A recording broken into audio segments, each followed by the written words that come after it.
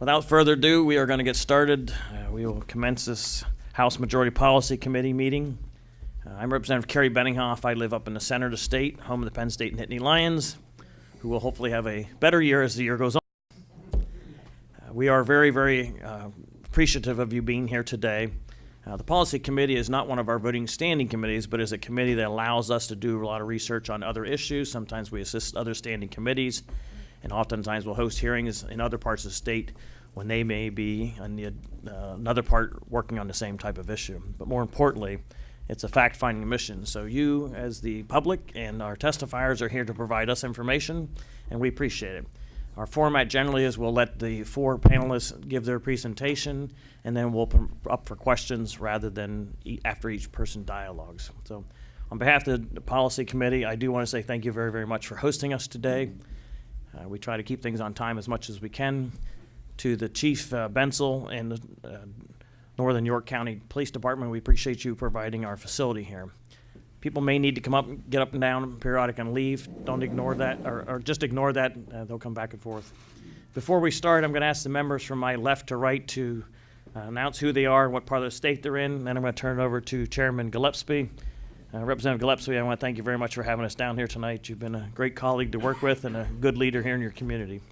Adam, you want to get us started? Sure. Representative Adam Harris. I live in Juniata County. I represent Juniata, Mifflin, and Franklin counties. Good morning, everyone. Representative Dan Mel. I'm from the 91st District, right next door in Adams County.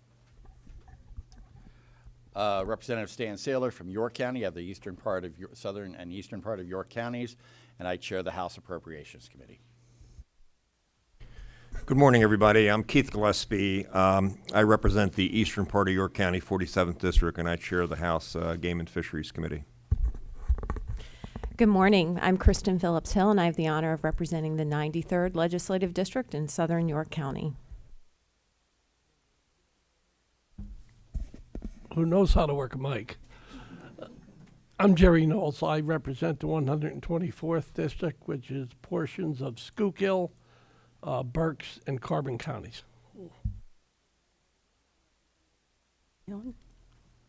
Me too. Good morning, everyone. I'm Representative Carol Hill Evans. I proudly represent the city of York, Spring Garden Township, West York Borough, and a part of West Manchester.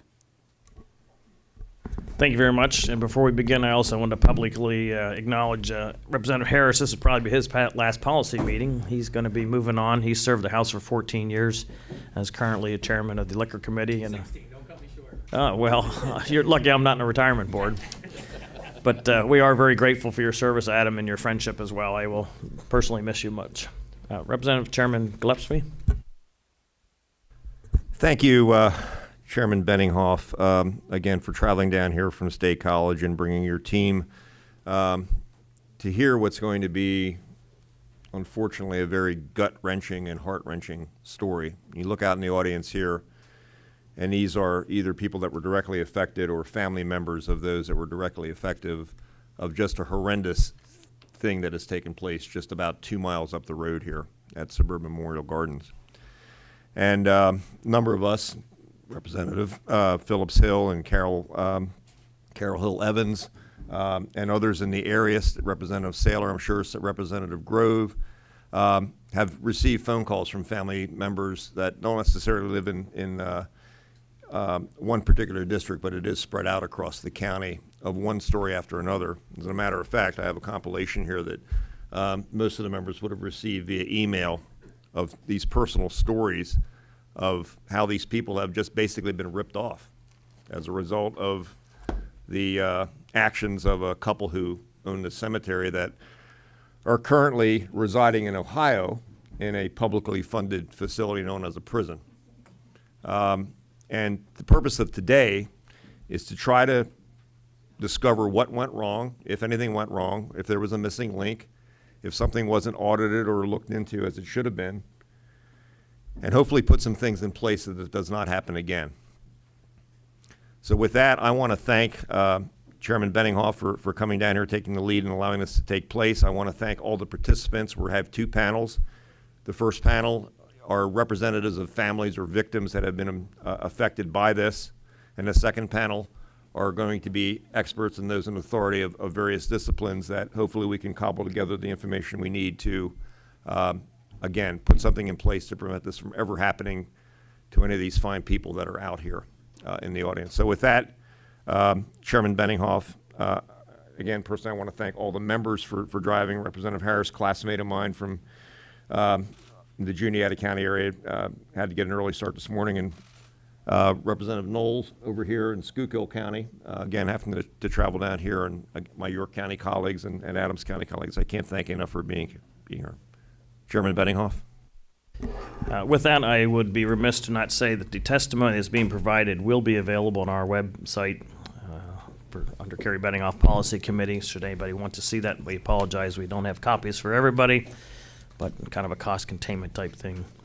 I just wanted to say this is actually a second hearing on cemetery-related issues. This one's a little bit more unique, but we've had one in the past, and it was an issue about access. And as some of the smaller cemeteries, many of which were church-based at one time, are starting to be put into private hands, churches close or whatever else, and the property gets sold, this is becoming a growing issue. And if you've had pre-need payments or want to be buried next to your loved one, in some cases this is not necessarily happening. This one's a little bit more gut-wrenching because of not only lack of access, but because people have been abused in their trust and their financial things have been ruined. Without further ado, I am going to announce the panelists' names, and we're going to start from my left to the right. And we will go, I have to read this backwards. Actually, we'll start with Vicki Snyder, Annette Fisher, Victoria Nisley, and then Betty Gladfelter will close us out. Ladies, take your time, feel comfortable, and share your story with us. And we are grateful for you to be here today.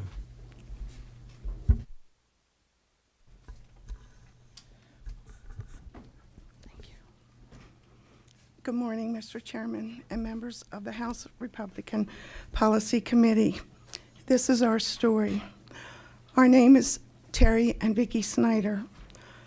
On August the 5th, 2015, our son, Thomas Glenn Snyder, was killed in a motorcycle accident. We ended up having 3 lots down at Suburban Memorial Gardens Cemetery. We met with Theodore Martin, and we chose the 3 lots that we wanted, which were on the far side of the cemetery where the headstones can be placed. That all went fine. Paying for the opening and the closing of our son's site, there was no issues. 2 weeks later, we met with Theodore Martin again. We wanted to pick out a headstone for our son. My husband and I, as well as our 2 daughters included, sat down and picked out a headstone with a motorcycle and the saying, "No farewell words were spoken, no time to say goodbye. You were gone before we knew it, and only God knows why." The bill came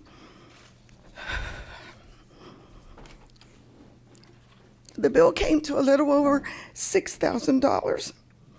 Theodore Martin said if we wrote him out a check for $6,000 that he would accept that. Knowing that we desperately wanted this to happen as soon as possible because we needed a place to mourn for the loss of our son. So many of his friends were asking the same question. Where do we go to mourn the loss of their dear friend? We checked on the check. In less than 4 days, it had been cashed. Still, there was no problem. We were told that it would take up to 3 months, and we were glad because that meant we would have a place to go right before the holidays. 4 months went by. At that point, we made a phone call to the cemetery owners and didn't hear anything back until early January. We stopped down to ask some questions one day, and the person behind the desk took our name and our number and said that she would have them get back to us. That very afternoon, Northern Regional Police Department called us, and they asked if we had unfinished business with the Martins, and we said yes, of course. And they proceeded to ask what that was. We told them that we paid $6,000 for a headstone, and we had not gotten it yet. Then they informed us that the Martins were deeply involved in fraudulent activity, and more than likely, they had cashed our check and we would not see our product. How did life get to this point? Was it not bad enough that our son was taken from us? Now we are being told at the lowest point of our lives, these people took advantage of us and stole our $6,000. When was this nightmare going to end? Well, as a parent who loses a child, the nightmare never ends. What these people did at the lowest point of our lives, they took advantage of people when they were at their lowest point, grieving the loss of a loved one and suffering. Taking advantage at that moment in someone's life and stealing money from them is something that cannot be swept under the carpet. It cannot go unpunished. We had no choice but to go to Bachman's, where we ordered another headstone, paying another $6,200. And in less than 6 weeks, we had a headstone. We had that place where we could go. And now the cemetery is abandoned. There's nobody to take care of it. There's nobody in charge. There's nobody running the cemetery. It has been abandoned. So many of the people here today have taken it upon themselves to go down and mow and trim and mulch and pull weeds. We have to do this. Our loved ones are laid to rest there. We can't abandon it just because the owners have abandoned it. We kept a journal. We keep a journal of the hours that we spend down there. Faithfully every week, the money that we spend on gas. We continue to care for the cemetery very faithfully, and we won't stop. Our son is laid to rest there, and that's the least that we can do. And then that's why we do it. We have been waiting for 3 years now for somebody to hear our story and praying that someone might be able to help us get this mess straightened out. We are grateful for what you are trying to do, and we hope our story adequately describes the urgency there is in creating legislation to protect other Pennsylvanians from experiencing this same situation. Thank you so much for what you are trying to do. Thank you, Vicki.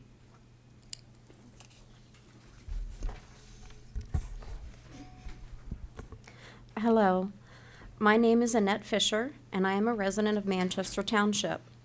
I am here before you today to ask for your help in righting a wrong that has affected many residents in our local community for far too long. Also to request that changes be made in our system to prevent this from ever happening to any community in Pennsylvania again. I am sure you are well aware of the circumstances surrounding Suburban Memorial Gardens, located in Conewaga Township, York County, Pennsylvania. But you may not be aware of why this is so very important to me. I'd like to share a little bit of my backstory so you can understand why. My father, Kervin Luther Hess Jr., served our country in World War II. I'd like to read a letter that he received in June of 1946 after his separation from service. This comes from the Secretary of the Navy in Washington, dated June 4th of 1946. My dear Mr. Hess, I have addressed this letter to reach you after all the formalities of your separation from active service are completed. I have done so because, without formality, but as clearly as I know how to say it, I want the Navy's pride in you, which it is my privilege to express, to reach into your civil life and to remain with you always. You have served in the greatest Navy in the world. It crushed 2 enemy fleets at once, receiving their surrenders only 4 months apart. It brought our land-based air power within bombing range of the enemy and set our ground armies on the beachhead of final victory. It performed the multitude of tasks necessary to support these military operations. No other Navy at any time has done so much. For your part in these achievements, you deserve to be proud as long as you live. The nation which you served at a time of crisis will remember you with gratitude. The best wishes of the Navy go with you into civilian life. My parents married in October of 1946. I am the youngest of 4 children and the only daughter. I was born in 1967. My father passed away unexpectedly in January of 1970, leaving my mother and I when I was only 2.5. The only memories of my father I have are from pictures and stories from family and friends. You can imagine how tough it can be for a mother to raise a small child without her husband. My brothers all helped, but were older and married with families of their own to care for. The bond between my mother and I grew very strong over the years. Her quiet but constant love helped to form me into who I am today. My mother put her trust into a small local cemetery, Suburban Memorial Gardens. She trusted that the cemetery would provide perpetual care for her loved one, as well as for her someday. My mother and I made many trips each year to the cemetery, where we would trim the markers and corner markers and place flowers on the grave. The most memorable of the visits for me were Memorial Day, as my mother loved flowers and grew peonies, and she would carefully cut a bouquet, and we would take them up and put them in the vase on our marker. Fast forward to 2014, when I had to bury my mother, my best friend, my confidant. I continue the tradition of setting flowers on my parents' grave. As time went by, each visit seemed that the care of the cemetery was dwindling. Again, fast forward to Mother's Day 2017. When I arrived at the cemetery, the grass was overgrown, the trash was overflowing, and my heart was broken as the final resting place for my parents was no longer a peaceful place. Our system has failed them. We must do something to right this wrong, as those interred in this peaceful place deserve respect and honor and to be cared for unconditionally until the end of time. Please help me and the other families whose hearts are hurting because of these wrongdoings. Please make cemetery owners accountable for their actions. I feel that in this case, the Martins should not be able to profit from the sale of the cemetery. It should be taken from them. Their wrongdoings should be made right. The cemetery has been running without maps and documentation for far too long. These items need to be turned over to a responsible party, a committee, a government agency, so that no more mistakes are made. I believe that cemetery owners should be required to have insurance to cover incidents just like this. They should be held accountable to a higher court each and every year, as they are handling funds that do not belong to them, but to families to ensure that their loved ones are taken care of. May God bless those who are currently caring for the cemetery grounds, mowing with their own equipment, paying for the gas to operate that equipment, giving of their own time to care for those who cared for them during life. We need your help to make this happen, and I hope that my story will touch your heart in some way that will create a passion for you to right the wrongs and set us on a proper path. Thank you, Annette. My name is Victoria Milhorn Nisley. My name is Victoria Melhorn Nisley, and I currently reside here in Dover. I wish to thank all of you. It's on. I wish to thank all of you who have traveled for being here today and listening to all of our combined stories. This is what I had submitted previously, but I will go over it again. I, Victoria Melhorn Nisley, am the daughter and co-attorney in fact for Hilda M. Melhorn, my mother. My husband, Gary Nisley, is the son-in-law and co-attorney in fact for Hilda M. Melhorn. On November 7th, 2004, Kervin and Hilda Melhorn, my parents, husband and wife, contracted with Ted Martin, Suburban Memorial Gardens, and paid in full the following.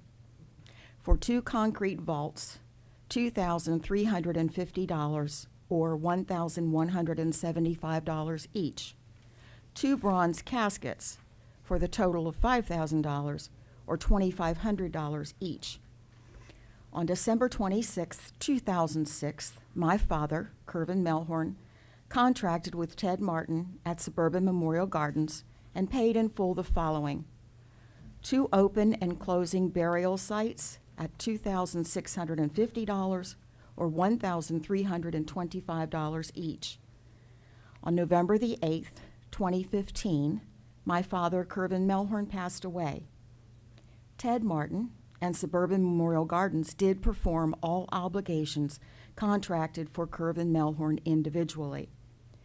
On May the 10th, my mother, Hilda Melhorn of 2016, received written notice from Ted Martin, Suburban Memorial Gardens, advising her that they would no longer honor the above contracts made with her. Therefore, upon the passing of my mother, Hilda Melhorn, Suburban Memorial Gardens will not be providing one bronze casket, one concrete vault, and one opening and closing cost of the burial lot for a contracted loss of $5,000. To the best of my knowledge, currently Pennsylvania is grossly inadequate in protecting individuals who contracted and pay in advance for caskets, concrete vaults, and other services guaranteed by cemetery owners. When Theodore and Arminda Martin purchased Suburban Memorial Gardens from Livia Harrell, Pennsylvania law should require that an escrow trust fund should be established and maintained to hold all prepaid cemetery services by families. The escrow fund should be audited and under the control of the appropriate state agency, such as the Real Estate Commission or the York County Orphans Court. It is appalling that the York County Orphans Court did not audit the escrow or trust fund for Suburban Memorial Gardens since 1994. We request that all officials of Pennsylvania agencies and all members of the General Assembly involved in this September 5th, 2018 hearing immediately and vigorously utilize their authority to pass and implement new legislation and regulations to protect all Commonwealth citizens from this unacceptable loss. I further would like to state that if no law can be implemented, then maybe we ought to have a policy of pre-plan rather than prepay. And has anyone entertained the thought of using letters of credits from an established funding institution rather than an escrow account? I was a buyer in a previous life, and we used letters of credit, and I think that might be a viable option. Thank you. Thank you, Victoria. Betty? My name is Betty Gladfelder, and I live in East Manchester Township. Good morning, all you gentlemen, and thank you for being here, and you two ladies. I sure appreciate this. Unfortunately, these people are worse off than I am. We had 6 people that died in 1 year in 2005. My husband decided, okay, we are going to do something so our relatives do not have to go with buying cemetery lots, caskets, at the time that they don't need to be bothered with this. They can be doing something else. So we went to Suburban Memorial Gardens. We talked with Ted. And the only reason we went there, my husband has a policy. We aren't buying the first thing we see, but you go buy a car, and he's bought that car in 5 minutes. So, okay, we bought this cemetery lot in 5 minutes, which I'm very sorry for. We bought 2 of them because we knew the people that owned the ground next door, which is where the airport is. They kind of, and I felt it was funny at the time, but kind of pushed us for the money all at one time, which was really no problem. So we left there, we went to the bank, we got the money out of the bank, and we took it back to them, which was a total of $11,645, which was the memorial of $1,000. Of course, the care that they aren't doing anyways, which was $2,395. We bought 2 concrete vaults, total of $1,850. 1 bronze casket, $1,850, and 1 diamond blue casket, which was $2,250, and the opening of the grave, which was $1,900. Of course, we had no reason to go back to the cemetery after that. They did call us and tell us that the plaque was put in. We did go over and look at that, made sure the dates and everything was fine, and never went back until Mother's Day of 2017, we saw in the paper where these people went to the cemetery and nobody was trimming the grass, nobody was mowing the grass, nobody was taking care of the cemetery at all. Which kind of, I thought in the back of my mind, okay, maybe it's just something that they aren't doing. But needless to say, we went on to find out that they were in the penitentiary in Ohio. I'm very angry that because now, 2005, we had the money, we paid for it. Now we have to start saving the money all over again. My husband's retired. I am working seasonal, but still, we have to save all this money all over again, and now it's going to be triple the price that we already paid out for this. So I'm so glad that you people here can help us any way that you can. We do need help. And my husband's 80. What if I go home and he's laying there dead? You know, where do I bury this man at? What if I go out here and get in a wreck? Where does he bury me at? I haven't slept for a month thinking about this. I was okay up until I decided to do this. So thank you very, very much for doing everything you can and listening to our stories. We do appreciate it. Thank you, Betty. I can't help say that you probably could not have put a better panel of testifiers together. Your stories are obviously very heart-wrenching. I'm very sorry for the losses that some of you have suffered as well. And as you elegantly said, at a time of loss and probably the lowest time in your life is not the time to be taken advantage of, and it's really an issue of trust. And I think you've made some great suggestions. You probably saw some of us feverishly writing down some ideas about what we may be able to look at legislatively. I'm looking over the law itself and before me, and there are some things that probably are antiquated and need updated. Members to the left, questions? Representative Mao? Harris? I just want to say thank you for coming and sharing your stories. I hope you sleep a little bit better tonight. But it's just horrendous what was done to you. And we're going to look at this, and this law has not been addressed in a very long time. I chaired the Commerce Committee for 2 years last session, and I don't think we had a single bill that came up. But so unfortunately, things like this come forward, and it gets everyone's attention. It makes us realize this needs to be corrected. Thank you. Representative Dan Mao? Thank you, Mr. Chairman. I sympathize with all of you. Unfortunately, there are some bad people out there. And you all talked about Suburban Memorial Gardens, which I'm not familiar with, but I certainly understand and appreciate what you've gone through, because we're going through almost the exact same thing in my district with Oak Lawn Memorial Cemetery just outside of Gettysburg. The gentleman, I believe, is still sitting in jail, but that left another person who had lent money to take over, and now there's no money for him to actually run it. And as of last week, I think there were a group of citizens that got together and went out and mowed, and it's a very large cemetery. And that's great.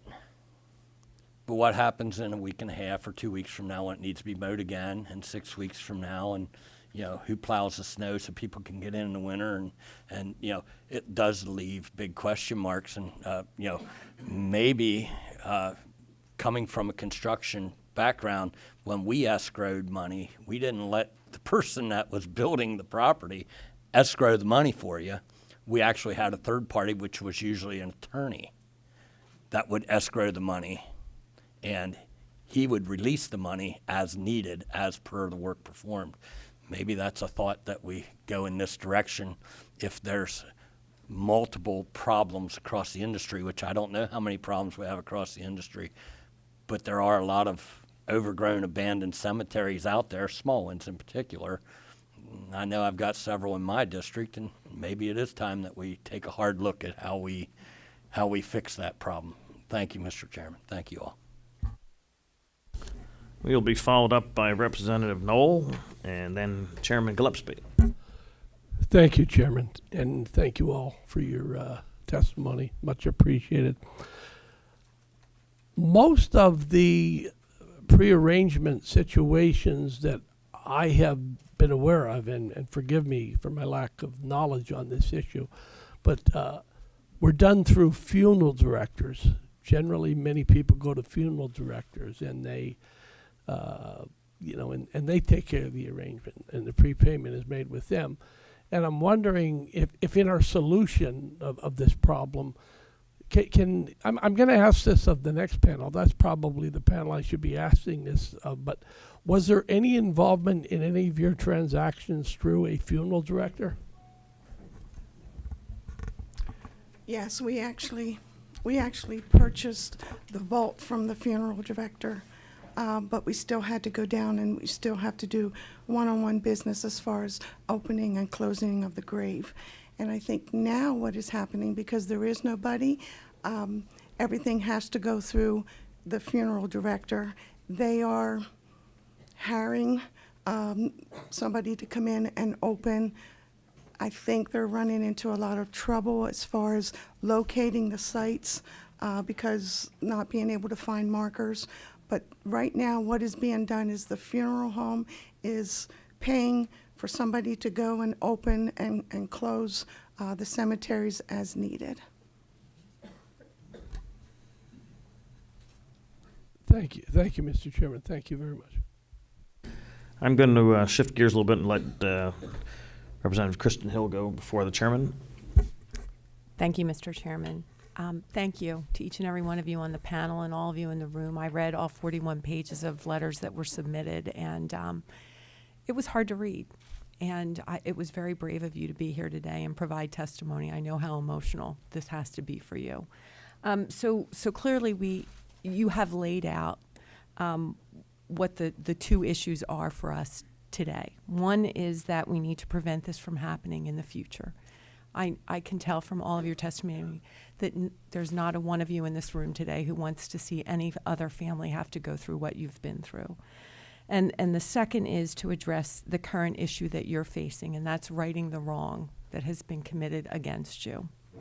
Ms. Nisley, thank you. You asked many of the questions that reading through those letters I asked, right? So what is the process of auditing these funds? Who is responsible for doing those audits? And, is there a better way to do this going forward? So I really want to say thank you. It was very helpful.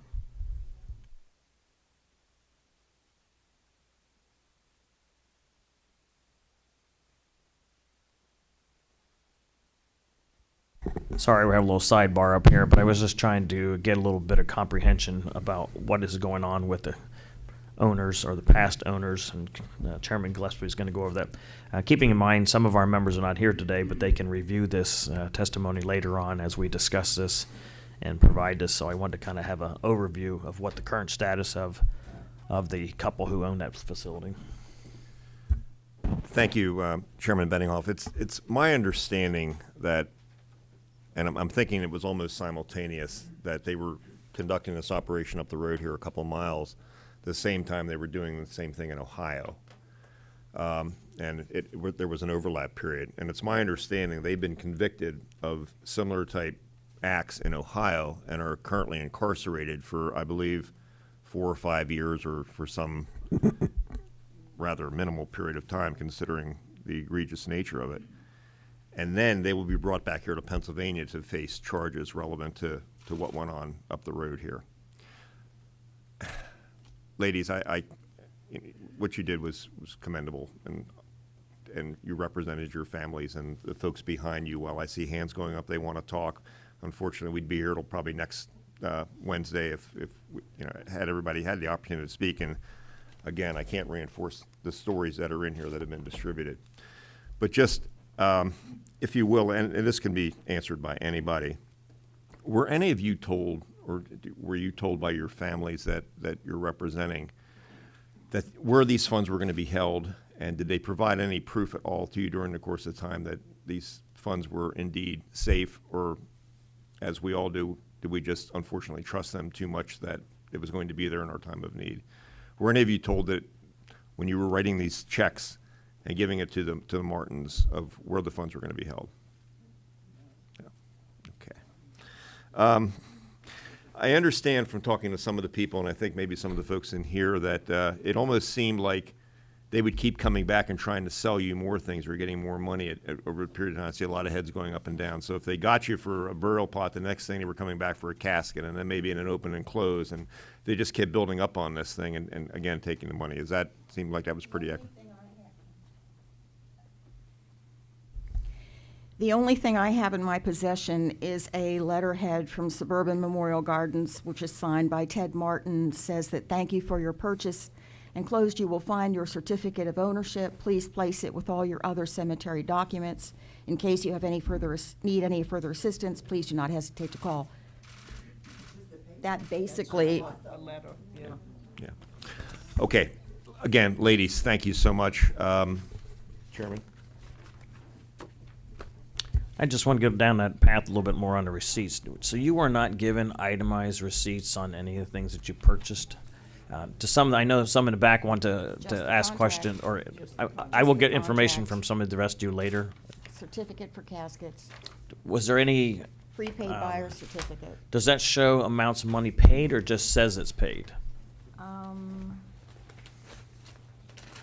This does not have any. Mine has the money listed on it. These do not have it, the contract does.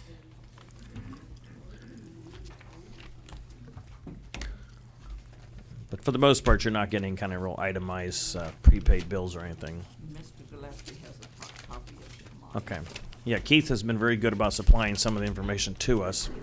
The only thing I wanted to say is, as this thing eventually comes back into Pennsylvania for adjudication later on, I think there should be consideration. I'm not sure if you're going to have individual lawsuits or you're going to do something collectively, but I think it was either Annette or Victoria who stated that any sale of the current facility, those dollars need to go back as restitution and not be of any kind of economic windfall for the couple, regardless of what time they may or may not get in incarceration. And sadly, there will never be any kind of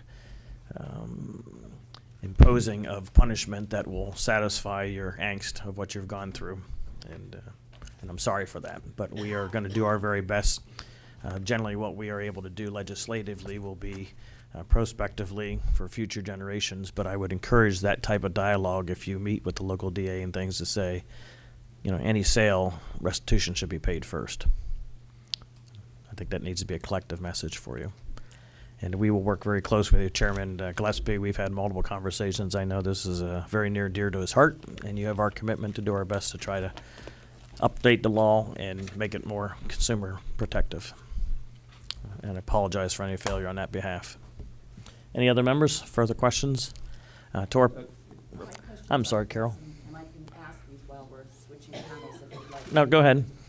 But my question is this: is it just timing that the Martins were arrested in Ohio as opposed to having been arrested in Pennsylvania first, and they just happened to be caught in Ohio?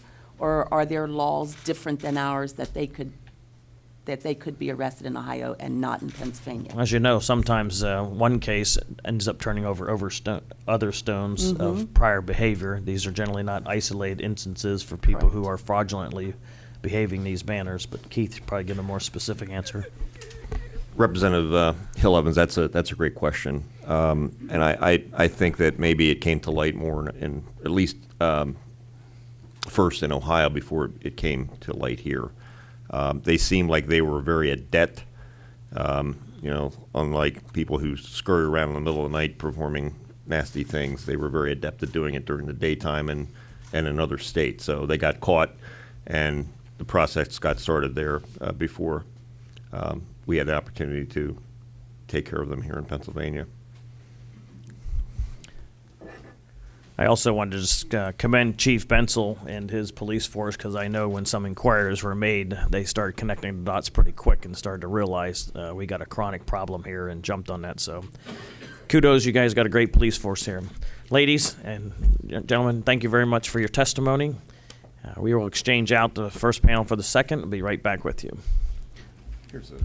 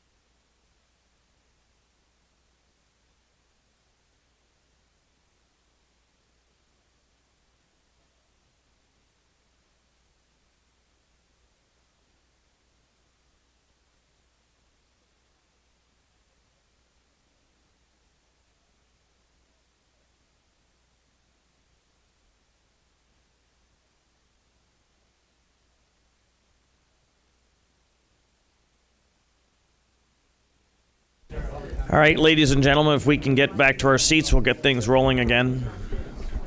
Our next panel of testifiers will be Craig Schwam, Pennsylvania Cemetery and Cremations and Funeral Directors Association, Jack Summer, Prospect Hill Cemetery and Cremation Gardens, as well as Greenmont Cemetery and Cremation Gardens, Elam Herr, Pennsylvania State Association of Township Supervisors, and finally, the Honorable John S. Kennedy, retired York County Court of Common Pleas. Must be why his smile's bigger than everyone else's. He's retired.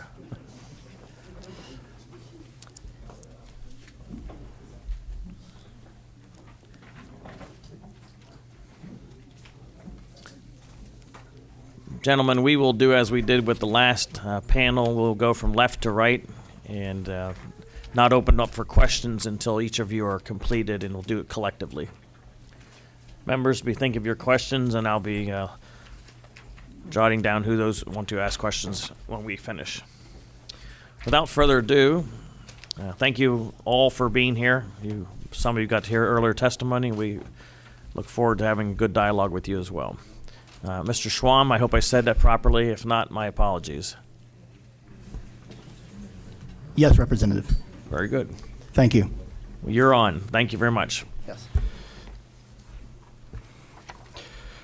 Good morning, ladies and gentlemen. My name is Craig Schwam, and I am attending today's hearing on behalf of the Pennsylvania Cemetery, Cremation, and Funeral Association, where I have served on the Board of Directors and currently as the past president.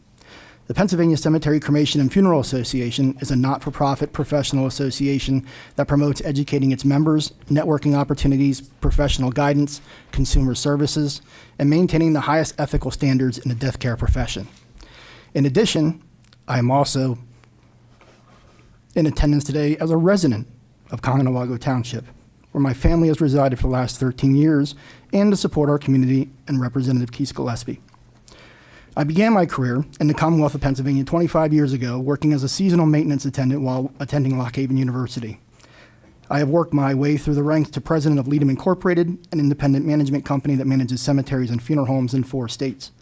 I've had the opportunity to further my education and experience by attending and graduating from the International Cemetery, Cremation, and Funeral Association University as a certified cemetery executive. Throughout my career, I have had the honor and pleasure of meeting and working with many compassionate, successful, and licensed professionals whose dedication and commitment to ethical services and support for their communities matches our association's high standards. This has been my experience with most industry professionals throughout the Commonwealth.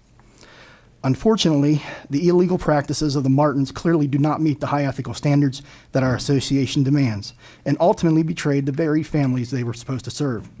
These devastating circumstances didn't come about because of an inherent issue with the law, but because these individuals were willing to commit illegal acts. The Martins do not represent nor reflect the dedicated, compassionate, and ethical professionals in our industry, providing respectful and dignified services that families and communities have come to expect. I want to thank Representative Gillespie for the opportunity to attend the Policy Committee hearing and look forward to discussing how our association can help those families affected in our community. Thank you. Thank you, Mr. Schwam.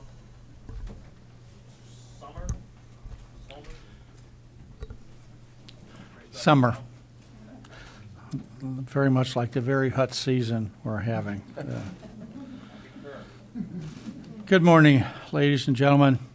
I appreciate your invitation to offer testimony here today. My name is Jack Summer. I currently serve as the CEO of Prospect Hill Cemetery and Cremation Gardens, as well as Greenmount Cemetery and Cremation Gardens, both of which are situated here in York County. I've been involved in the leadership of these 2 properties since May of 2004. My experience in the cemetery industry extends back almost 50 years, as I first worked with families making pre-arrangements while I was in school at Penn State. Prior to my current employment, I was the CEO of Mount Rose Cemetery in York from 1978 until 1997. In addition, I received a gubernatorial appointment to the Pennsylvania State Real Estate Commission, serving on that board as the designated cemetery commissioner. I served from 2007 to 2012. I've also served on the board of directors and as a president of the Pennsylvania Cemetery Cremation Funeral Association. With that long history in a profession I have always been proud to be a part of, today's hearing becomes very, very difficult. Cemeteries across the Commonwealth have been faithfully serving families for multiple generations. Sadly, our profession is no more immune to the unethical acts of people like the Martins than any other profession. The hundreds of thousands of families who are served with compassion and professionalism by licensed cemetery operators across the state demonstrate that the current system of laws and regulations, regulatory requirements are effective. They're effective when they are observed and enforced. The sad situation in Dover, PA is a result of blatant criminal acts, not a failure of the existing statutes. Since the terrible situation at Suburban Memorial Gardens came to light, I've had numerous phone calls and conversations with affected families, some of whom testified here today, and have heard their grief and anguish. I have met with several at the cemetery to render assistance, arranged a meeting between the local funeral director and a distraught family member over a specific situation, and last year took my entire grounds care crew to Suburban for a workday to help in the cemetery's care.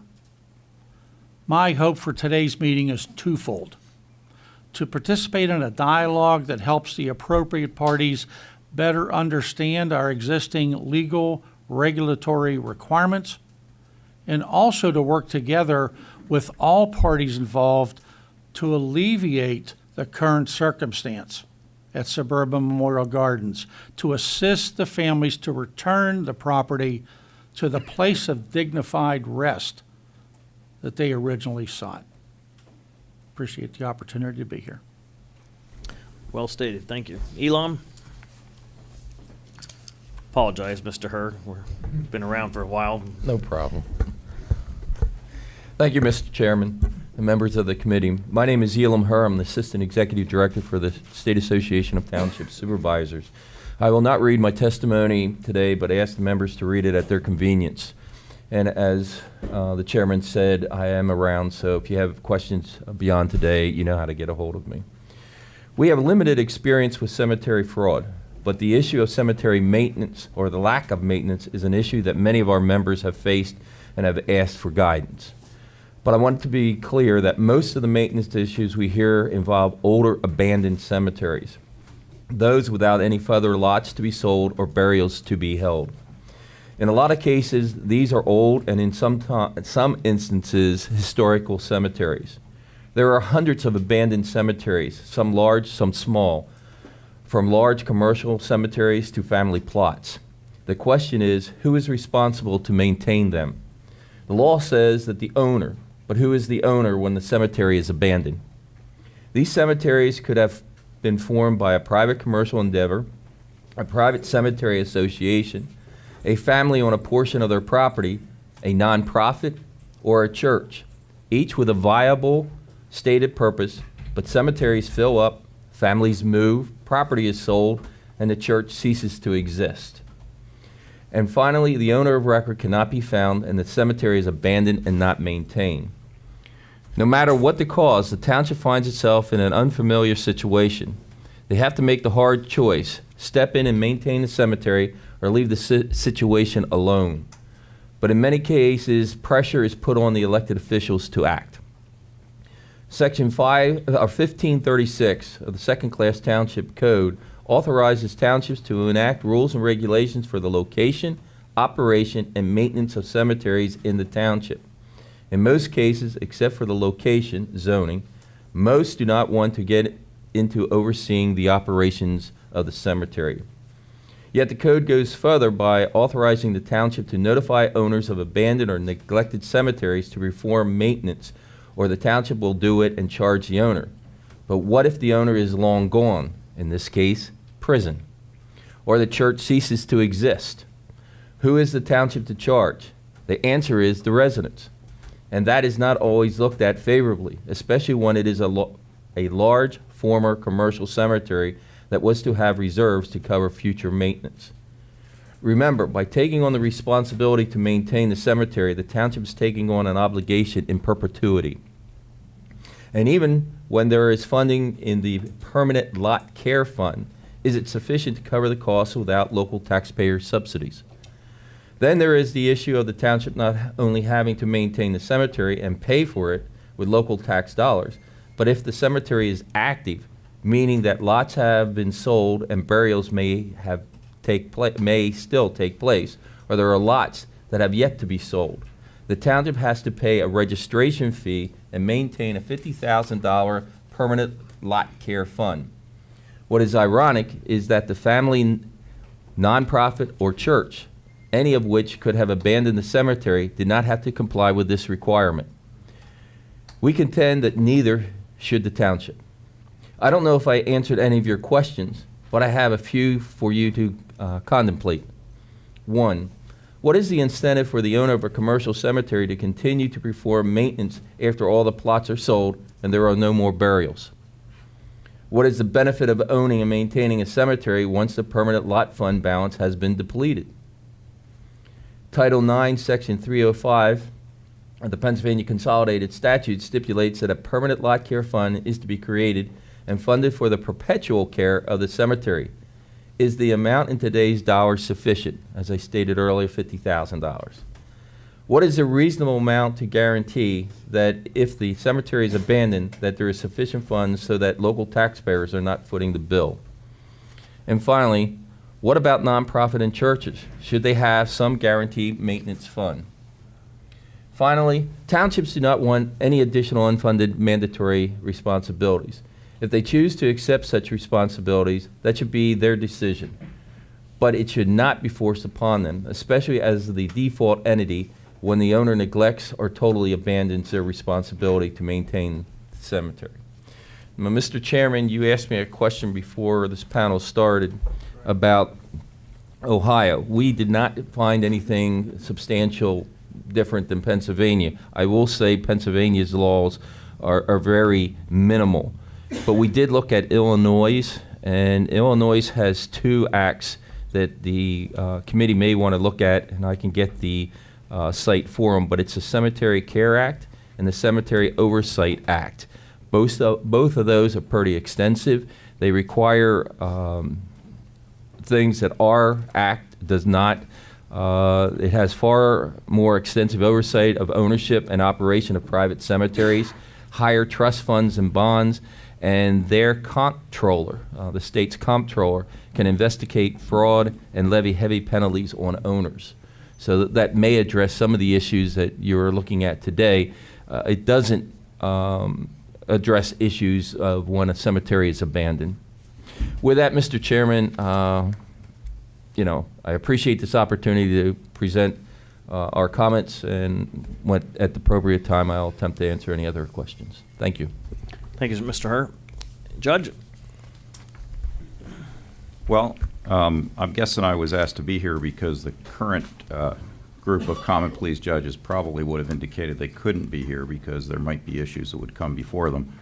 And now, as a retired judge, I can't claim that anymore. And I have no intention of returning to the bench, so I don't have that defense any longer. Yeah, the very nature of this issue is it represents, in my opinion, a pretty complex problem. You really have a situation where a cemetery that's doing what they should be doing is essentially establishing a trust and serving in a fiduciary duty to the families that have interned their relatives there, and also to individuals who may very well be interned there in the future. And accordingly, they've got to come up with a contract with that family where they're going to accept a sum of money that will provide for the maintenance of that overall facility into the future. Strikes me that there's, and not uncommon in the business world, there is a little inherent conflict of interest in that it's a competitive business, and accordingly, if one cemetery is trying to get business from another, they may charge less than what they should. They may underestimate the costs going into the future. As was pointed out by one of the gentlemen here who just spoke, not all cemeteries are subject to this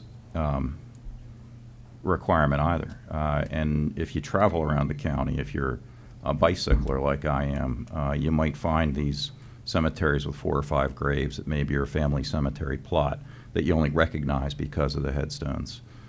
You may find churches that had cemeteries that, unfortunately, in today's society, many of our churches are closing, and accordingly, you have a cemetery there. I know I've had Mr. Summers in court already testifying as to the requirements and what's needed when you have to move a grave, which sometimes happens. We've had situations where buildings were going to be built and there was an old cemetery there that frankly had been abandoned, and those graves had to be moved and relocated, and there are procedures and practices that you have to go through with that. It's been mentioned that these organizations are licensed. I can tell you, the courts frequently are ill-equipped for the responsibilities that are given to them.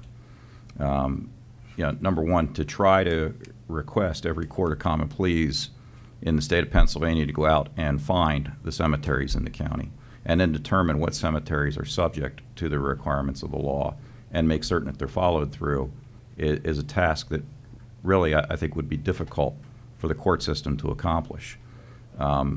It seems to me the licensing agencies within the state would be better equipped to do that type of investigation, but again, it's not going to be inexpensive. And it's an issue that you'll have to consider.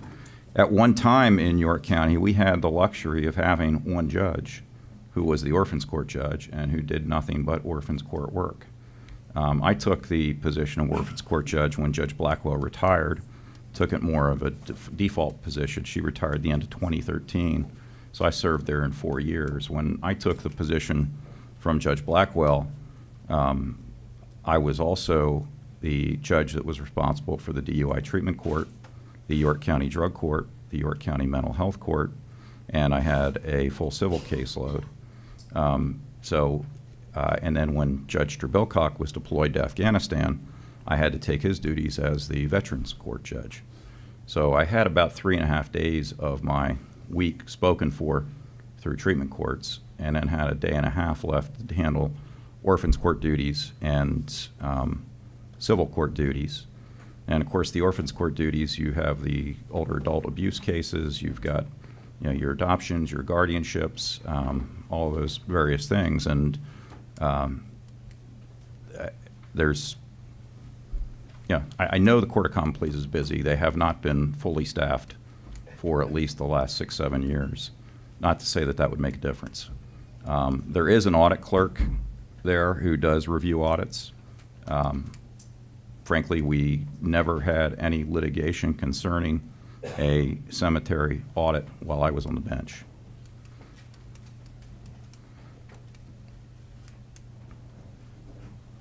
So that would be all that I have to say. I'd be happy to answer questions. Thank you, Judge, very much. Members to my right, questions. I'm taking names. I'm going to start to my far left with Representative Dan Mao. Questions? Go ahead, Dan. Thank you, Mr. Chairman. Mr. Schwalm or Mr. Summer, this question field to both of you. I'm way out of my element here when it comes to understanding all the idiosyncrasies of how cemeteries work and are funded, but I assume that with each lot sold, there's a piece of that to go to some sort of endowment to generate enough money to pay for maintenance in perpetuity. Did I get that correct? Yes, sir. That's correct. I guess a more thorough overview, and you do have two issues, and they were both touched upon by the ladies, who offered their experiences. The issue of care involves the permanent lot care fund that Judge Kennedy referred to. That is a separate statutory fund. What to grasp a broader understanding of that, though, for instance, my cemetery, both of them, one of them was chartered in 1849, Prospect Hill, and Green Mountain was chartered in about 1898. Both of those were created and many burials. It wasn't until the 1930s that even the beginnings of permanent lot care fund laws and regulations came into place in Pennsylvania. But as they presently exist, my point is, you have older cemeteries that still have large areas of their cemeteries that are in essence unendowed, but you then do your best as a steward to use the resources you have to maintain the entirety of the property. Under current law, sir, 15% of a land sale needs to be placed into a permanent lot care fund. You need to file with the Orphans Court. In the case of my cemetery, we use Fulton Financial. You need to use a recognized fiduciary in Pennsylvania to maintain those funds. So it's not an escrow that you keep in your jacket pocket. It is money that is deposited. It was by law required to be deposited annually. That represents, again, that 15% of sales the prior year. And that is reported, to the courts, by the trustee. The requirement in that case is not necessarily the licensees. It's the requirement of the trust institution that they've contracted with to maintain those funds. I'm sorry. So, in the essence of time, in the interest of time here, in a down economy when those funds don't produce enough interest to pay for the maintenance, are they allowed to nibble into the principal that 15% that was invested? If I had studied much harder in school, I might have been able to get my JD. So I don't feel qualified. I believe, and it's only my layman's belief, that, but typically, again, I think you would have to be doing that through the courts to establish the need to do that. The law as is written for us, for the licensees, is that you cannot touch the principal of the money. You can only make use of the earnings, the interest off of that money for whatever care purposes you put it to. And I'm equating what you said to our pension system, for example. Supposed to earn this much money in order to pay these people that are on retirement. We're in debt $75 billion in our two pension systems. If there's not enough interest coming off of this money, that's this 15% that's invested, how are they getting paid to maintain cemeteries? Well, as with any business, yes, there are a variety of cash streams that support the overall operation of a cemetery, so that let's say it's at capacity. If it was at capacity, it's filled. Right. Then it would be the job of whoever's operating it at that point to perform whatever level of maintenance they're able to within the restrictions of that. What I would say, though, is, at least in my experience, if you follow that, and even if you took that out sort of mathematically to its logical end, there should be enough income to provide at least some minimal level of care. And I think really what we're addressing here is people, again, who haven't followed the law, who blatantly, ignored the statutes that are on the books. And so there is no money, and that's what created the problem for all these people gathered here.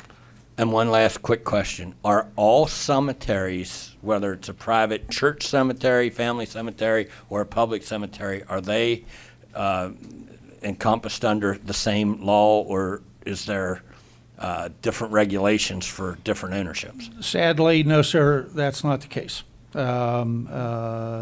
You likely would have hundreds of cemeteries, literally, in York County. Only a fraction of those would be subject because fraternal or religiously based, religiously owned and operated cemeteries are, as Judge Kennedy mentioned, completely exempt from all of the licensure and now, again, the ones that we would be proud of, the ones that are being operated ethically, and I believe most of them are, they are using the state statutes as a guideline and probably, putting corresponding monies away. But the direct answer to your question is, by law, no, sir, they are not. Thank you very much. Thank you, Mr. Chairman. Interesting thing about these hearings is as many questions we can answer raises 10 more. Again, just for some of those people listening, if I'm buying pre-need services, kind of like buying insurance, some of that money indirectly would be paying for some of the daily needs today, and then the next person comes along, and so that there should be some incoming money. You made an interesting comment, but a lot of our cemeteries, especially older towns like I live in, were established long before the word perpetual care came along.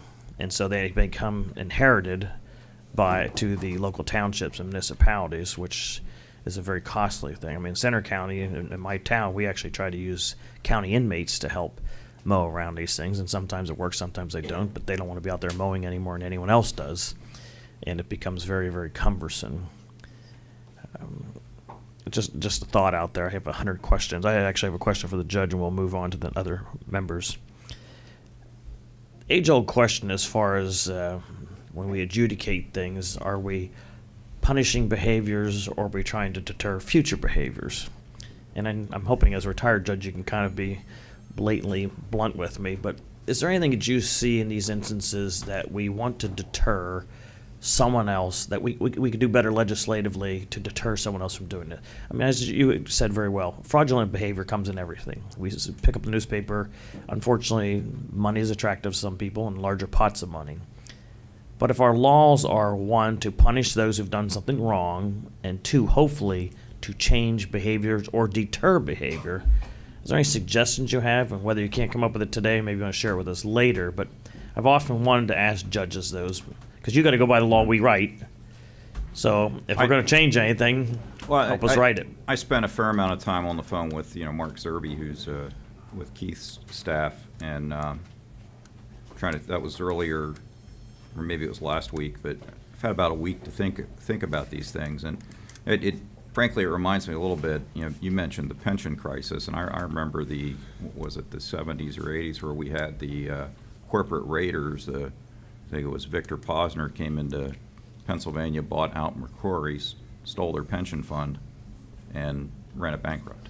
We were seeing a lot of that. How you prevent something like that, how you can be prospective, and now you have, this has happened, I guess not just here in York County, but you had the folks over in Adams County that did something similar.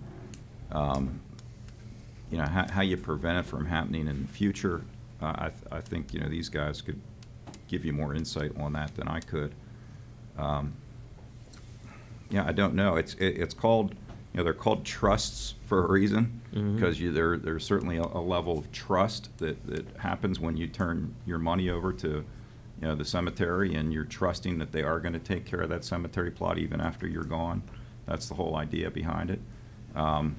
Occasionally in the court, in the orphans court, we would see trusts that were set up for the benefit of, say, individuals who perhaps didn't have the mental capacity to take care of themselves into the future once the parents were gone. And sometimes, even though they were very well managed and appropriate, unforeseen circumstances would happen where the money just wouldn't be there. And there is no guarantee. I'm certain when some of these trusts were set aside, some of us can remember back into the 80s when a treasury bond was paying 8-9%. Now you're lucky to get 0.25% on your money, depending on where you're putting it at. Right. So, Unfortunately, I can't say I've got any answers for you. Well, we'll let you continue to ponder it. I suspect you'll be thinking about this after you leave for a while, and we appreciate your insight. You can share that with Keith. Our next question comes from Kristen Hill Phillips. I said that backwards. And then, Thank you, Mr. Chairman. Both Carol and I have a lot of names. I thought Benninghoff was bad. Seriously. Gentlemen, thank you very much. So Ms. Nisley posited some very good questions about better financial oversight going forward, and just would like to get your opinion.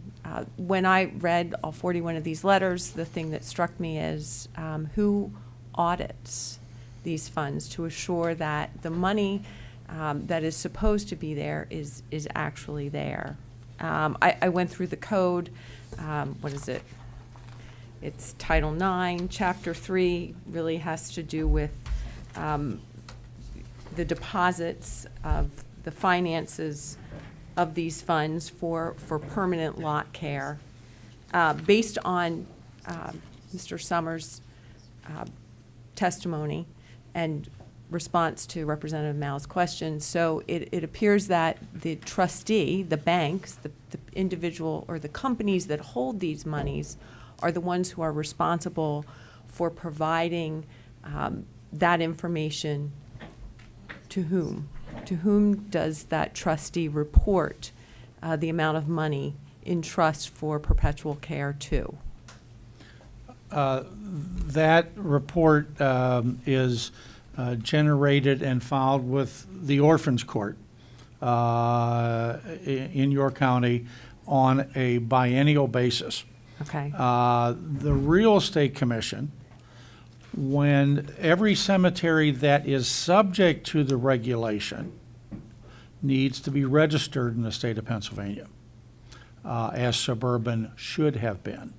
I believe there were periods of time in which they were involved in unlicensed practice. They did not have current licensure in place for that property. But setting that aside for a moment, in either the initiation or renewal of a cemetery registration, you are asked, who is your trustee? So that if the commission would choose to make an inquiry of the fiduciary, then they should in fact either receive a copy or at least assurance that yes, in fact, there is an active account here that is receiving deposits. Normally what happens in a perpetual care, a permanent care fund, you're receiving income. In a merchandise fund, which also is by law required to be with a regulated, recognized fiduciary, at least in the case of my cemetery, and I don't know of anyone else situated any differently, we need to send them a burial permit, some proof of death that we deposited money for John Smith. John Smith has now died, and we're delivering the products or services that were involved, in his trust account. And so there is a paper trail, if you will. The sad circumstance here is you don't need to drill very deep. None of that was being followed in the case of Suburban. So to the extent, I know I've talked at length with Representative Gillespie. The two things that as I came into this room today, thought about was, I don't know necessarily that we need new laws, but as so often happens, we need to make them more effective, because the ones we have in place, when they are followed, are effective. But I believe there are tripwires, there are ways that legislatively, yes, the red lights could go off, the sirens could go off when, for instance, someone's involved in unlicensed practice. Cemeteries don't go out of business.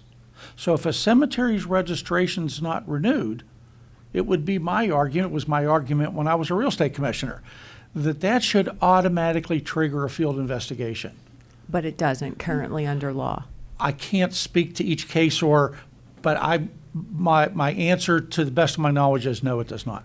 So in your opinion, who dropped the ball and left all of these people in the terrible predicament that they're in? That's very hard without me having, more ability to know more of the specifics. But I would think, again, as Judge Kennedy referred to, it's not within a realistic realm of possibility that the orphans court is going to start going at. But I think the licensing bodies, I think there potentially could be enabling legislation that would encourage, that would enable, that would empower. I talked with prosecution folks when I was on a state, board, and at times they feel a little handcuffed at what can I do, what am I allowed to ask, how far can I go. So to the extent that could be made much clearer, because these people want to do their job, that I believe. They're passionate about their work. They want to protect the people of Pennsylvania. So I think some of this, I do believe that there could be ways, to address that. And the other thing I referenced earlier is the most common question that I had with people who did reach out to me in the last 2 years is, how do we fix it? How do we move forward? Mm-hmm. And again, I know I don't have a JD. I think there is legislative opportunity there, and a real challenge. What do you do in the circumstance you have real estate which gets sold at a sheriff's sale because the taxes weren't paid, but that real estate is encumbered by a very sacred right that these people hold? Mm-hmm. So it seems to me that there's some way, to put that in the code that doesn't happen, because that's part of what started the snowball rolling down the hill with Suburban. They're bad acts, they're illegal acts. But then once they lost control of the real estate through a tax sale, and yet I do not know the answer, been asked it multiple times, how can we assist them to create a new future for Suburban? Who owns that property? The people are incarcerated.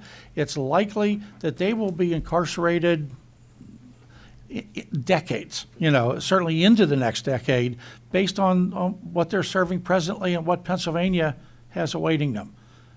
But these folks have loved ones they want to honor today. So I think that the legislature could look at the current circumstance and say, what happens when you get a situation like this? What can we do to empower people and their elected officials on a local basis? That it was mentioned, there's no maps. I know that from talking with funeral directors and monument dealers, people who want to deliver service. As far as I know, the people behind me probably have a better handle on that. Those maps, as far as I know, are locked up in that tiny office on Suburban Memorial Gardens. That needs to be seized. They need to be safeguarded for these people and their families, so at least when burials are made, they're made in the correct location. When ownership rights are claimed, and I know I'm not currently active in the leadership of my state association, but I think I feel very comfortable saying we would, once that control and ownership would be established, my association that I'm very proud of would be happy to bring in the expertise. We know the vendors. We would begin to work at a solution. But right now, the biggest question is, well, who owns it? They're in jail. Somehow, some legal mechanism needs to be created or employed that seizes control of that property so that a way forward can be charted. Thank you. So to sum up what you've testified to, and that is that somebody dropped the ball. that we have the laws in place to effectively address this, but this fell through the cracks. So we need to go back and figure out how to put mechanisms in the law to throw up red lights when we begin to see these failures occurring with regard to escrow accounts and the financial capability of a private cemetery company. I would agree with that statement, absolutely. Thank you very much. Thank you. Thank you, Ms. Phillips Hill. I just want to follow up, and I'm not exactly sure who wants to respond to that, but these types of things happen. We just always want to say, who dropped the ball? Well, obviously, we have people who deliberately were deceitful. The Martins are the ones who are the initial bad actors. But my question is, in some counties, and maybe it's not all of them, who would be auditing these funds? I thought, like in our county, we have elected auditors. Do they not periodically eventually audit different county funds throughout a certain time period? I mean, we're not talking about $5,000 sitting around here. I suspect this is a pretty large fund. That if I'm connected to it in any way and all of a sudden it's disappearing, I want to know why, where. And, there's a difference if I'm buying up more land, paying for more caskets, or paying for trips or houses or what. I don't know what the money got spent on. That, to me, is really the crux of two questions here. One, do you have county-level auditors who audit any funds that come in and out of the county? And two, if it's tied into some kind of trust at a financial institution, I can't imagine that same red flag doesn't go off to somebody. I mean, if I'm a bank, I don't make any money unless I have money in it earning interest. That's a significant loss. I just can't imagine, unless this was a short time period, all this happened. Anybody aware what the time period was, how long Martin's owned it? I know my father-in-law passed in 2014, and we paid for his marker, and we were given the runaround for about 6 months. Ground's too cold, this and that, and then that's when the police contacted us and said that it was never ordered. So that was back in 2014, I'm not sure. Okay, so. 2005. Okay, so there you go, it's been a long time. Okay. Yeah. Thank you. To the panel, I don't know if either one of those questions can be addressed. Do you have a county auditing agency that would normally audit funds like any funds? I mean, we have this discussion when a district attorney's office gets funds for drug seizures, and what kind of oversight. I used to be a county coroner. Sometimes I had financial things that came in through my office. I would get people's belongings after a certain amount of time. I would do through sheriff's sale. I had to sell them off. But those funds eventually go into the county coffers. It might be one big checkbook under different delineations. But I can't imagine on a county level there isn't some auditing that periodically you would audit these accounts. Anyone able to answer that? Mr. Chairman, as the questions were being asked, I was looking over the act, and I see nothing in there about auditing those accounts. As the gentleman had stated, those accounts are put into private institutions, banks, trust companies, whatever. So I would only assume, and this is an assumption on my part, that their accounts are audited under the banking laws of the Commonwealth. So I know of no requirement for any county audit or municipal audit of these accounts. Okay, well, I appreciate that candor, because that to me seems like two very big steps in the right direction that probably would have prohibited the entire draining of all this money. As I stated earlier, in the Illinois law, their comptroller has the authority to audit and penalize cemetery companies. So theirs is very specific on that aspect. And I'm not picking on the cemetery associations as a whole, because frankly, I think the majority do a very, very great job and a great service for our community and our Commonwealth. But I'm talking about any dollars that go into the county, for whatever reason, coroner's office, sheriff's office, whatever else. So you've answered my questions. I appreciate that. I think Representative Knowles has a follow-up question. I'm sorry. To follow up on that, Sure. Mr. Chairman, and I apologize. Remember, these aren't public dollars. There's where the municipal or county government most likely doesn't come into play. We would not have, unless the law is very specific, we would not have the authority to audit those accounts. These are put into accounts, and if I'm mistaken, please correct me, No, gentlemen. I think you're correct. These are put into a trust that is between the cemetery owner and, well, the clients, the cemetery owner, and the institution. Government, as far as I know, at least municipal, local government, is not involved. Not until you inherit cemetery. Right. Yes. I'm trying to prevent it for you. I appreciate that very much, sir. Thank you, and I appreciate that dialogue. Mr. Chairman, and just in, the information we have is that the Martins purchased York Suburban Memorial in 2003. Okay, great. So about 15-year time period. Thank you. Thanks, Chairman. Let me preface that not questions, more of a comment. The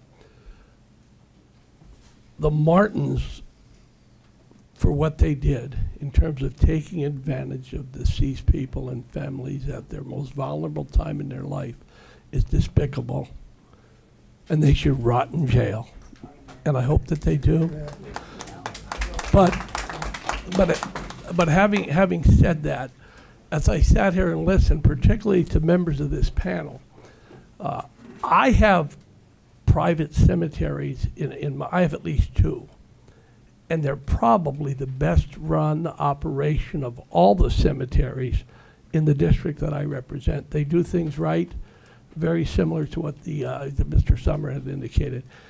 And I think, Mr. Chairman, and I'm sure that I'm saying something you've already thought about. When we sit down and we analyze what we're going to do to try to help the folks in this room and to make sure this doesn't happen again, I think we need to be careful that we include all parties and that we don't overreact.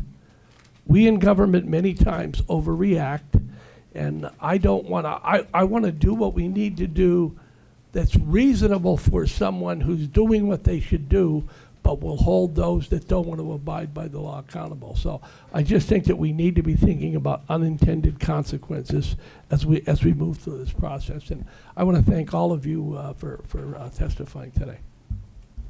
Thank you, Representative Knowles. Thank you for being here. Appreciate it. Background's amazing, and I agree with Representative Knowles that a lot of times we get so passionate about hearing testimonies and feeling so bad about what you've had to go through that we sometimes rush to create laws that have unintended consequences. And so that is something that we do need to be cautious of, all the while taking into account what you're going through. So thank you all for being here, those who testified and those who were unable to testify. My heart breaks for you having to go through that at your weakest moment. And so rest assured that we as legislators will do everything that we can to make sure that going forward, this is not something that happens to other people. So thank you all. Chairman Gillespie.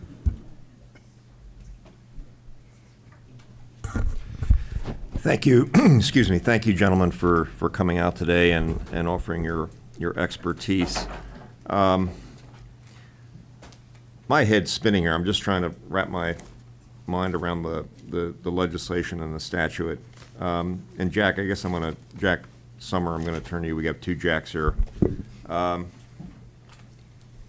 Do indeed these private cemeteries need to be audited by law?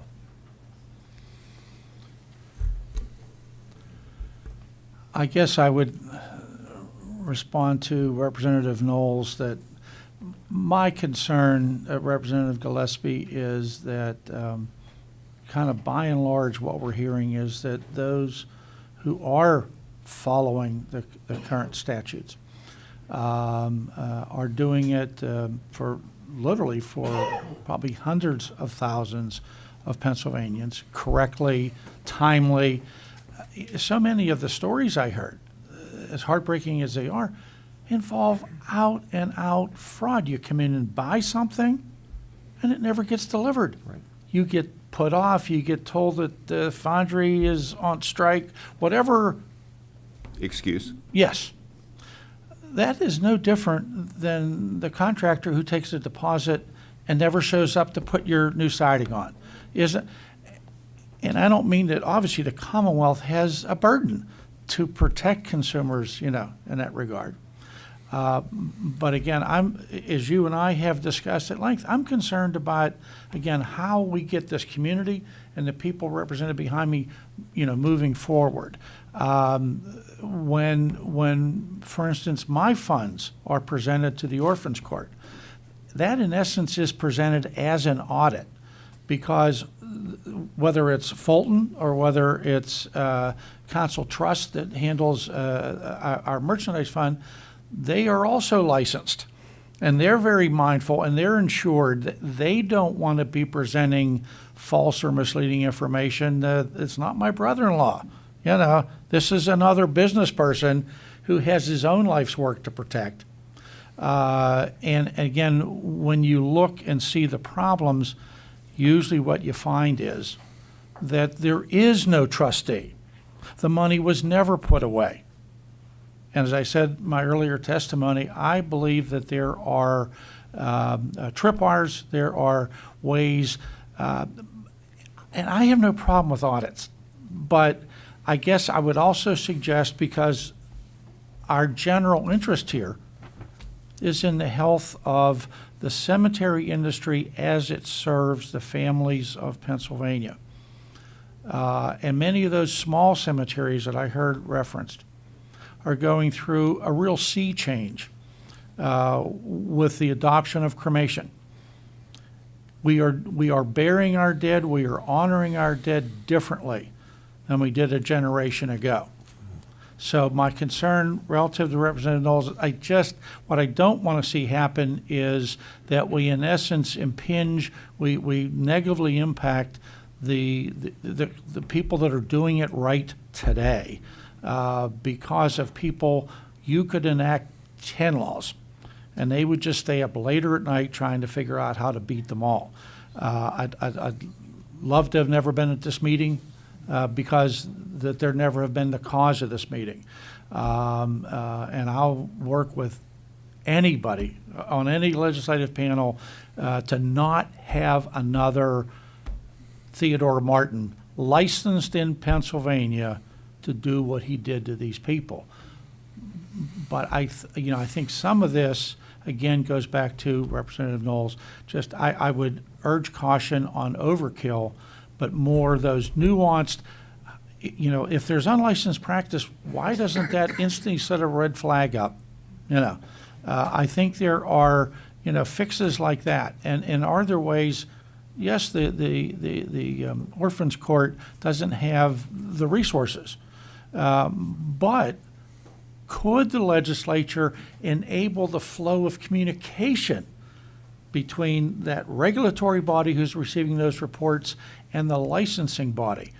I suspect there may be some possibilities there that would be more benign, but most importantly, effective to prevent this happening again. Thank you. Mr. Summer, you mentioned red flags and tripwires. How did this happen? I mean, who in your mind would be responsible for saying there's red flags going up here, there's alarms going off, and with this situation up here, and why wasn't that brought into later discussion, or how? And again, without maybe pointing a finger directly at a particular agency or court or what have you. What could have been done to prevent that from happening? Well, as you know better than I, a number of the regulatory bodies who take their work seriously, but they still, in essence, they take legislation developed by the Pennsylvania legislature and then try to enact it. They then promulgate regulations, to say, okay, this is what the legislature says we want to have happen. How do we move forward? What do we tell our field investigators? And I'm saying, I don't know that it requires legislation. It may only require legislative guidance that understand the difference between a real estate office where the local broker can retire, go off to Florida, and he takes his shingle down, he's no longer in business. That doesn't happen at a cemetery. Cemeteries don't lock the doors, or they shouldn't. We see what happens when they do. So it just seems to me that if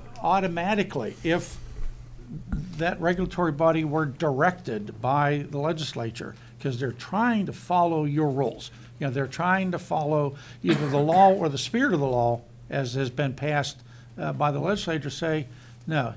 In the case of cemeteries, any failure to license or to renew licensure, at least at the registration and possibly broker level, should automatically trigger a field investigation. Now you have a trained professional BPOA investigator out there saying, well, Mr. Martin, I've been operating Prospect Hill for 10 years. I've had 4 field investigators in my office. Always happy to see them. They check to see that all my licenses are current. They want to see proof that I have the funds we're talking about. Where are these trust accounts? What's the number? That's part of the report that BPOA gives them when they visit a cemetery. Yeah. And so it just seems to me that a license that isn't renewed should be a very quick way to say, this might deserve, and maybe there's a perfectly valid reason for it. But that's why we pay professional field investigators. They're doing it every day anyways. They're stopping at barbershops, and they're stopping at, massage therapists, and they're stopping at nurse practitioners. They can stop at XYZ Memorial Park, and, I just think that something almost as simple as that, in this case, because I have a strong suspicion that the Martins would not have been able to satisfy a field investigator years ago, any more than they were able to satisfy the people behind me. That's not my profession, but you're asking for just thoughts. That would be one of my thoughts, to say, here's a fairly low-cost, simple legislative directive to say, doesn't make sense. Cemeteries don't go out of business. If you don't have a broker, you can't sell property anymore by law. If you're not registered and you're not a religiously owned entity, then you are required to be registered. We want to know why you didn't renew your license. So that would be my thought, sir.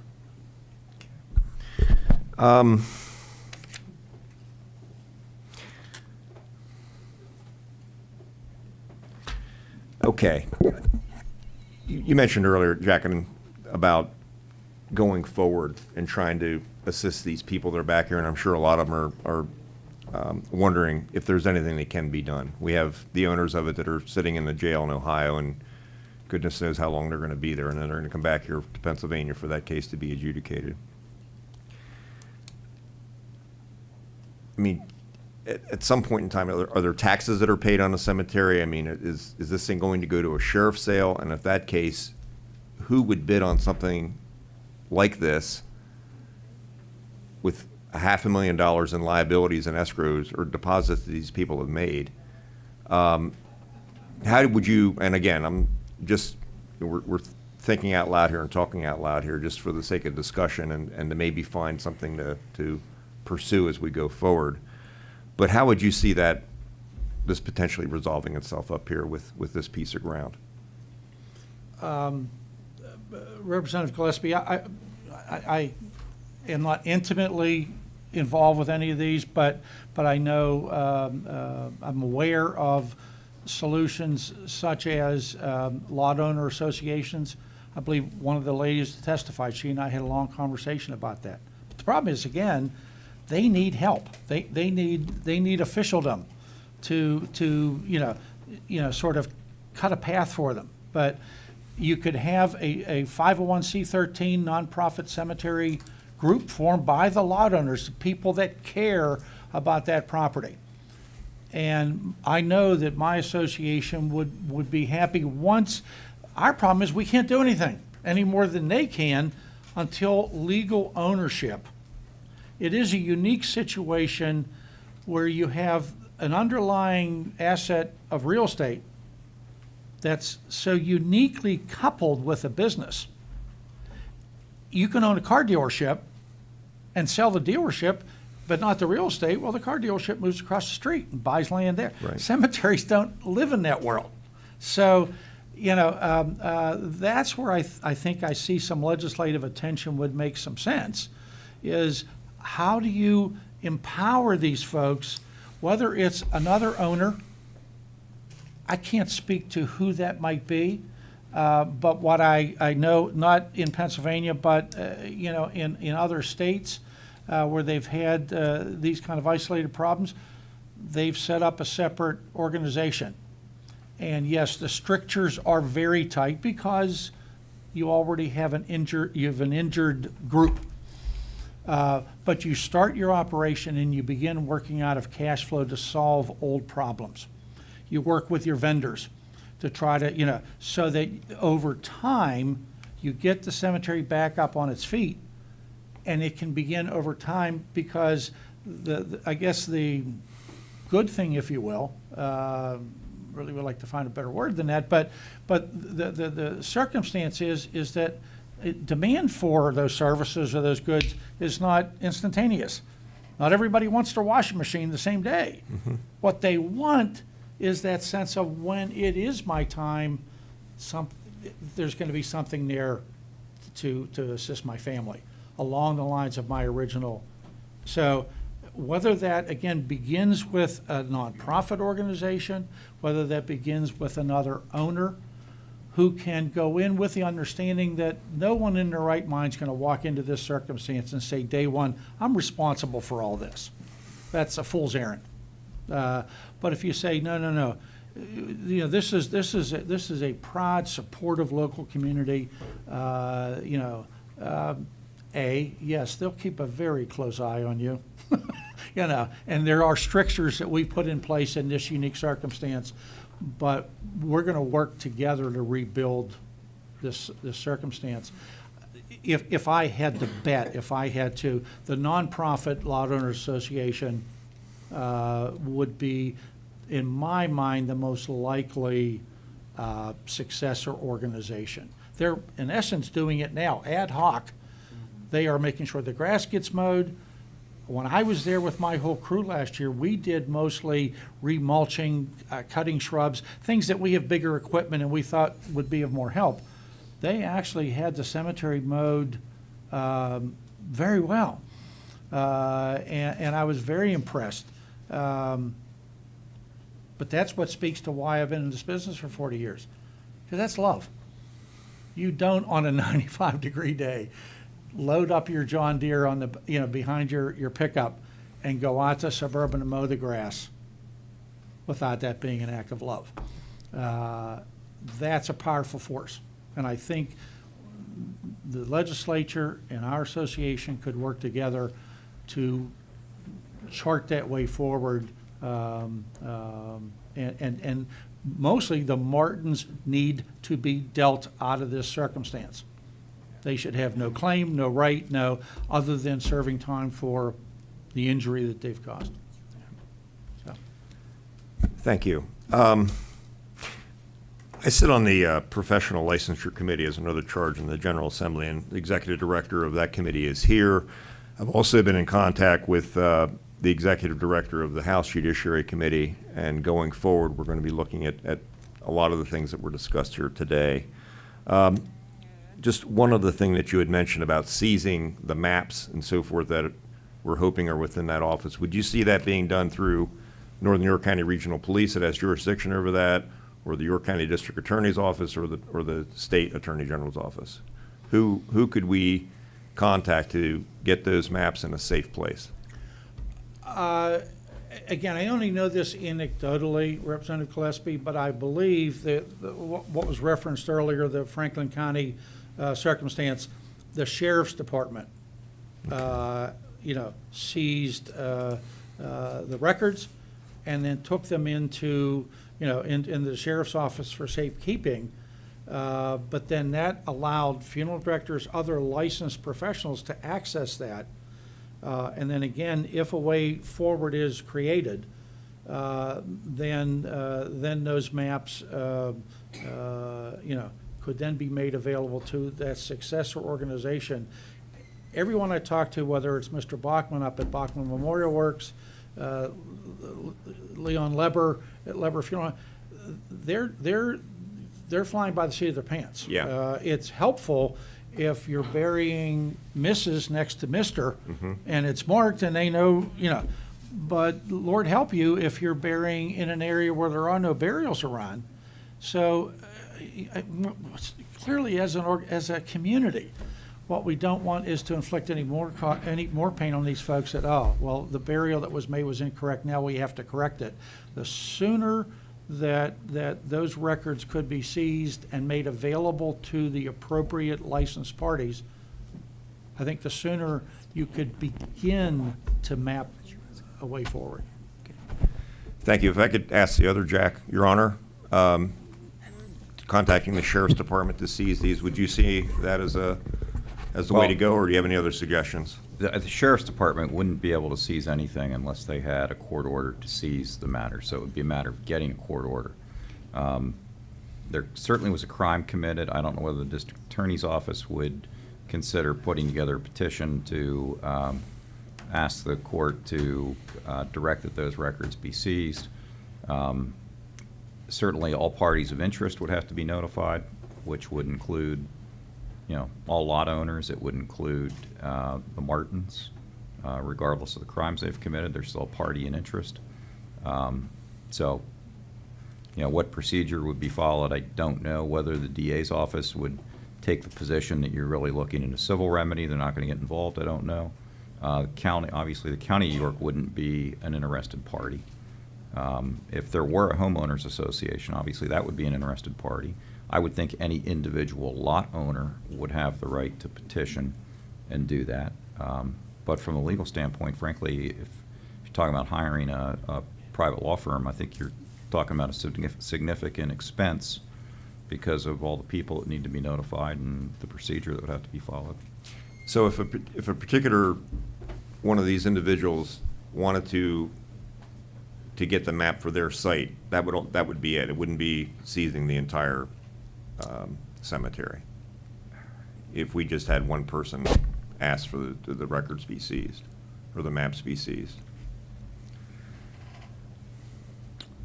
Again, it's difficult for me to prejudge what somebody's going to do on the bench. My best case scenario, I think if you had an entity that represented all of the lot owners, that would be your best bet.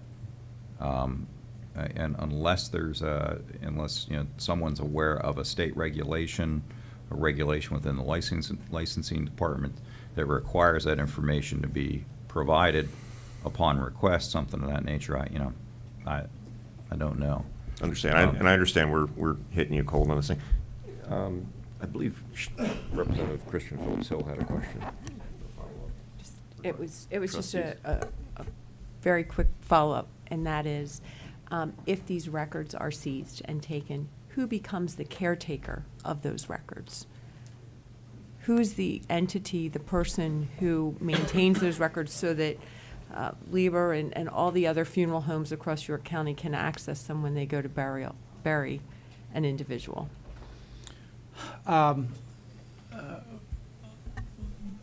Again, once that was available, they may raise my dues for volunteering their help. But I would think once those steps start, I believe our association, because we know how to codify, we know how to, I have no idea what condition they're in.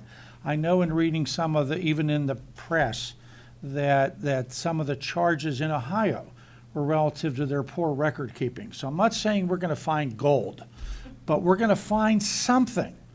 And I think this association would, provide some of the expertise, people that do this every day, to try to put that together.